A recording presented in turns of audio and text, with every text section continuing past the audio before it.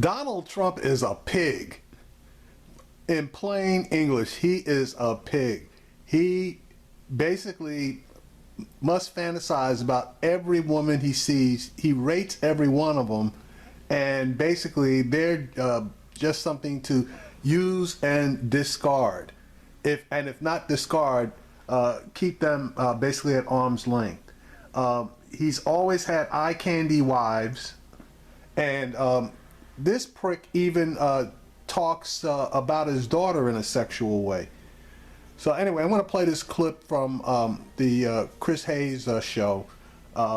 And one thing about it, Healy Baumgardner, I think that's her name, that's Trump's one of his senior people. She needs to stay away from Sarah Flores, because Sarah Flores basically mopped the floor with her. Ever since the start of his feud with Megyn Kelly last summer, Donald Trump has been widely criticized for the way he talks about women in public.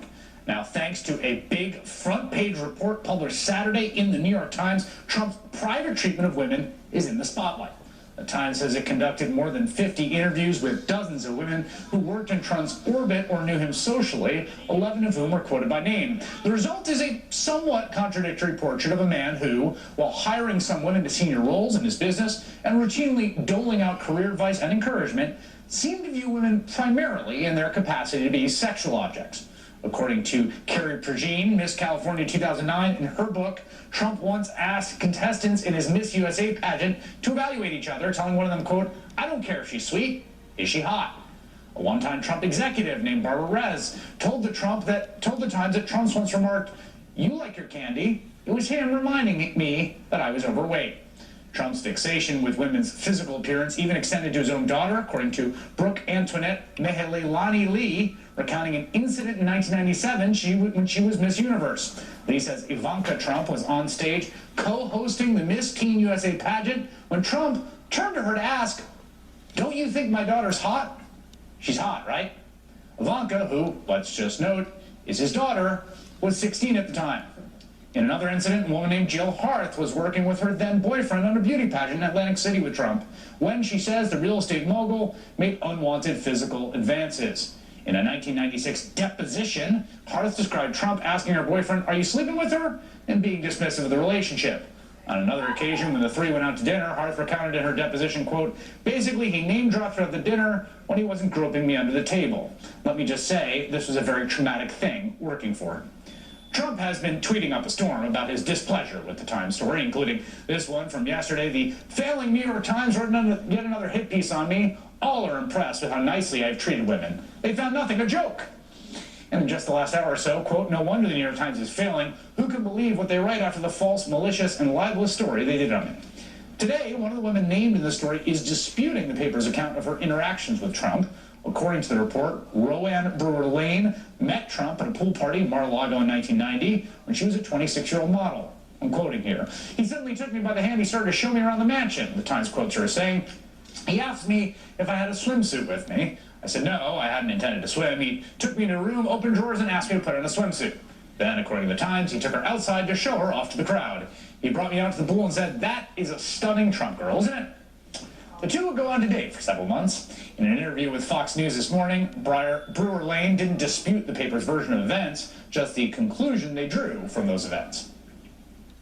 They did take quotes from what I said, and they put a negative connotation on it. They spun it to where it appeared negative. I did not have a negative experience with Donald Trump. Mm-hmm. He never made me feel like I was being demeaned in any way. He never offended me in any way. He was very gracious. That broad likes her candy. Translation, she's turned into a huge dump fire. Following that interview on Fox, Trump actually called the control rooms of both CNN and this network, MSNBC, to make sure producers had seen Brewer-Lane's interview. Brewer-Lane then went on to appear on both this network and CNN to tell her side of the story. But according to one woman quoted at length by the Times, Trump's behavior toward women should give voters pause. Barbara Rez was Trump's head of construction in the 1980s, a time when there were a lot of prominent women in real estate, and she credits Trump with giving her a chance. But in a live chat today with one of the New York Times reporters, she said her former boss is not fit to be president. He thinks he's great for women, but he says terrible things about women. When you are a person in a presidential position, you are not Howard Stern. You can't just say the first thing that comes to your mind, even if it does come to your mind. You can't rate women. You can't talk about their bodies. You can't say you're not a 10 if you don't have a certain breast size. So, no, it has nothing to do with whether or not he should be president. It has to do with the character that he's presenting. And that's not, in my opinion, fit for the presidency. Barbara S. plans to vote for Hillary Clinton. Joining me now, Healy Baumgardner, senior press representative for the Trump campaign, and Sarah Flores, who's a former deputy campaign manager for Carly Forina. Ms. Baumgardner, let me start with you. I mean, even before the Times article, there's the whole archives of the Howard Stern interviews, which Ms. Rez just referenced. I guess my question to you is, what do you say to people who have looked at all this and concluded that basically Donald Trump is a pig, that he's a sexist? I think that they're making an incorrect conclusion. He's a total champion of women. Otherwise, I wouldn't be working for him. I mean, the true sexist in this race is Hillary Clinton. Okay, but then do you not see anything problematic with, say, groping an employee underneath the table during a meal? These are accusations made by people who barely interact or know Mr. Trump, who are trying to gain notoriety because he's doing so well in this campaign. They're meritless. Well, that one was from a deposition way before this campaign started. And if you continue to read the New York Times story, she retracts that. She doesn't retract it. She does. She clarifies and said that she was not mistreated. Sarah, let me ask you this. She says she was not mistreated. She was groped under the goddamn table. So if all of a sudden now she doesn't consider that to be mistreated, something is wrong. And this brought us something else. There was a moment in the campaign when you were working for Carly Forina when Donald Trump said about Carly Forina, I mean, look at that face. Would you want to vote for that? How did you understand that? How did the campaign understand that comment during the campaign? Well, as Carly said at the time, I think all women understood that comment. It's not that I think the New York Times story is spot on in every example of sexism. It's that Donald Trump has again and again shown himself to be an authoritarian, a tyrant, and a bully who's corrupt and doesn't deserve to be in the White House. Now, those things all apply to Hillary Clinton too, but in the case of Donald Trump, it's not just this New York Times story. It's a history over decades of his character being shown over time and under pressure, where he sexualizes women, bullies everyone, and belittles people who don't agree with him. That's true. Ms. Baumgartner, do you feel like maybe the best way to respond here is to talk about Donald Trump's policies on these matters? I mean, I think just generally, let's look at his hiring practices. I mean, he has employed women in a major real estate business, you know, that he has built so incredibly successfully at a time when, you know, women weren't in these high-ranking positions. If anything, as I said previously, he empowers women and they have a seat at the table and he respects their decision in business and on his presidential campaign. Just because you hire somebody, that doesn't mean you're not a racist, a sexist, period. So that answer is not an answer.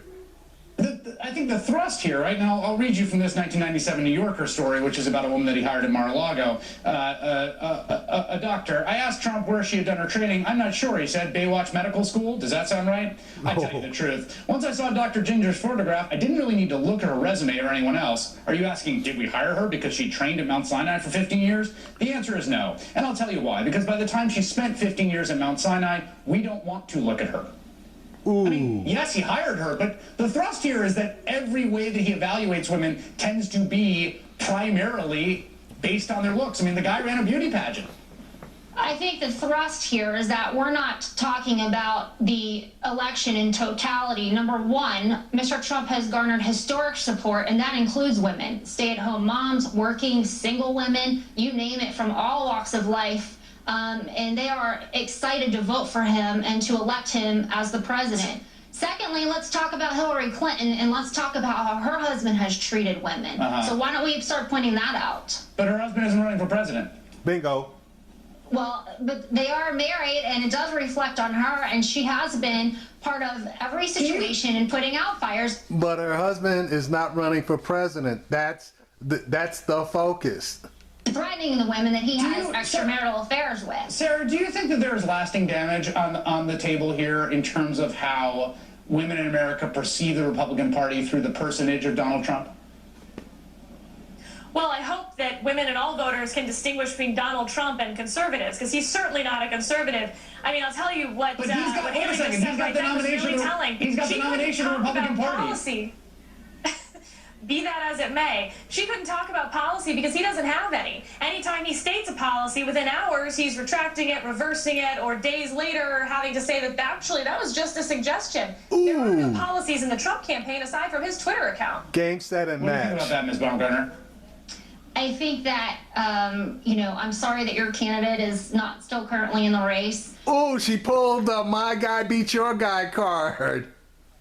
We are engaging in Truly developing Trumpian. policies and rolling those out as we proceed to run for the presidency and the general election, and we are the You nominee. just took back his tax plan. You rolled out a tax plan and then you took it back. What policy should we believe him on, even if he does say that they're his policies? Minimum wage. He's reversed on that. His pro-life stance. He was pro-choice, then he's pro-life, then he wants to punish women, now he's not sure. Anytime he gives a policy, he has to retract it. This lady's killing her. Well, I think that that's highly inaccurate. And again, Mr. Trump. It's absolutely accurate. See, that's what he's Trump. This lady, she ran out of gas. Healy Baumgardner, she ran out of gas. So the only thing she could say is that the woman is wrong, and the other woman is absolutely right. The nominee, so we'll let that speak for itself. Well, let me ask you this. I mean, are there areas here you talk about Yes. rolling out policy? This is so bad. Still, the Flores was laughing at her. Areas we can expect to see some pronouncements. For instance, the Lilly Ledbetter Fair Pay Act, in terms of him supporting some sort of statutory way of addressing the pay gap between men and women. Is that something he'll be supporting? I think it's premature to talk about any of those specifics at this point, but I will say that It's always premature to talk about any specifics when you don't have any. we will continue to campaign hard, and we will continue to be out, boots on the ground approach, where Mr. Trump is having conversation with the American voters that they're having behind their closed doors, and he's winning their votes based on merit. Sarah? I think what she means is they're going to continue to tweet hard, and that when it comes to policies, it's anyone's guess. What about can I ask you about the abortion issue? Because I talked to Omarosa earlier today, and there has been some confusion, but it is right now the policy that he is anti-abortion and will nominate a justice in the Supreme Court who believes Roe v. Wade was wrongly decided. Is that correct? Now, this is funny because she doesn't even know the answer to the question, and she's one of Trump's senior advisors. So she's going to use the fallback position that he's made a statement, and you need to go check on that. If she knew what the policy was, all she had to do was say, yeah, that's correct, which it is. He clarified his position on abortion. That was back during the Wisconsin primary. That it is a few weeks ago. Yeah, and he sent out a statement regarding that. So I'm going to refer you to that statement. All right, Healy Baumgardner and Sarah Flores, thank you both. I really appreciate it. Thank you. That Trump surrogate got her ass handed to her easily. That Carly Forina surrogate, she was on the money, and she was all over the Trump surrogate. It's like really weird. All the good people, other than Barry Bennett, and again, I like Barry Bennett, but all the good people were basically working for these other campaigns, and Barry Bennett was working with Dr. Ben Carson. Carson fucked up on that one when he let Armstrong Williams get in there. But all of the other potential nominees had really good people working for them for the most part. Trump had basically shit working for him, and because he's such a master marketer and he loves tweeting, he basically has pulled off the impossible. Well, I mean, that was interesting. Well, part of it, part of the issue here is that here's a guy who cut this profile that was, there's a certain kind of persona that he projected, and I think it's actually true to who he is about how he thinks about women. Yep. And that's actually been pretty consistent, right? So that we should start with that, right? Like, there's not a lot of inconsistency in how Donald Trump talks about, tends to view women. Right, and not a lot of surprise either. And I think one of the things that Donald Trump has going for him is the lack of the element of surprise, right? No matter how outrageous kind of the new storyline is, because we've known who this guy is for a long time, it's not shocking that these are his views of women. And so I think what he's hoping is that the lack of surprise goes in the wash. I also feel like it's important to note something here, which is that this is not partisan in this sense. Like, I'm sure you know, I know Democrats, I know like the leftiest leftists who are sexist pigs. Okay, there are men in this world of every ideological stripe and variety who have terrible attitudes towards the way they treat women. So we're not even, this is a specific thing, I think, in this context to the way people think about how he views women in his personal life, right, as opposed to combined with the platform of the Republican Party. Yeah. The question becomes, a party facing the kind of gender gap it is, what does it do to that? Yeah, and he's not even aligned with the conservative movement. They hate him, right? The people who dislike him the most are the people from like Sarah making that point. Right, so he's not aligned with them. I think it's the fact that the party is now accepting the idea that it can be led by somebody with this known history. And the more we know about it, it just adds to the pressure on them. And the reason that matters is because the gender gap that Republicans enjoy is a very specific kind of gender gap, right? So Democrats typically overwhelmingly win women of color. Yep. Barack Obama got 96% of African American women, 76% of Latino women, 66% of Asian American women. That's in the wash, and we can presume that Trump will actually do worse with women of color than Mitt Romney did in 2012. Those are the figures 2012. But typically, Republicans enjoy a gender gap in their favor with particularly married white women, right? It was an 11-point gender gap in their favor for George W. Bush, which went down to a 7-point gender gap when Sarah Palin was on the ballot. So think about that for a moment. It went back up for Mitt Romney to 14 points. What does Donald Trump do to the gender gap with white women, which Republicans need to have as large as possible, because a 14-point gender gap in their favor didn't help Mitt Romney win? And what I find so fascinating, here's Trump saying just getting nasty with Hillary won't work, right? And yet they seem intent out of the gate, the focus, and Ms. Baumgardner, you know, referencing Bill Clinton, who, by the way, like, yeah, there's a whole books to be written about Bill Clinton, which have been written. I mean, that's the other thing, is like, that's not some big secret. That's right. That's also known. So since you have two, and he's not running for, as you pointed out, Ms. Baumgardner, he's not actually on the ballot. But even if you build that in, that is also known information. But the problem is anything that tempts, particularly unmarried and married white women, to cross over and vote for Hillary Clinton, you end up with what happens with Sarah Palin. The temptation to vote for Barack Obama was greater with her on the ballot, that it closed that gender gap to 7 points. What they want to do is maximize that gender gap in their favor. Trump doesn't do that. And I keep thinking, I honestly think that there is a degree to which all this stuff actually does help him with certain segment of men. Sure. And I actually think we can see, and I've been saying this now for a few weeks,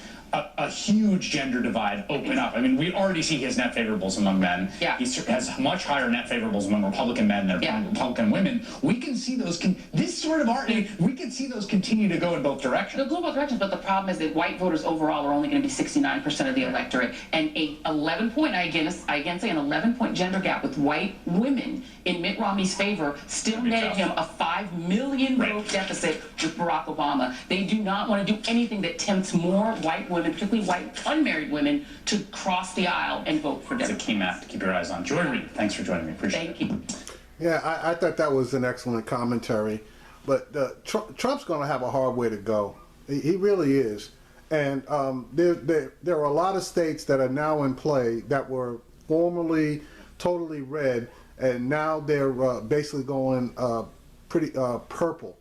And if the Democrats, and I don't know how, but if the Democrats can swing a state like Georgia over to their side, the race is over before it starts.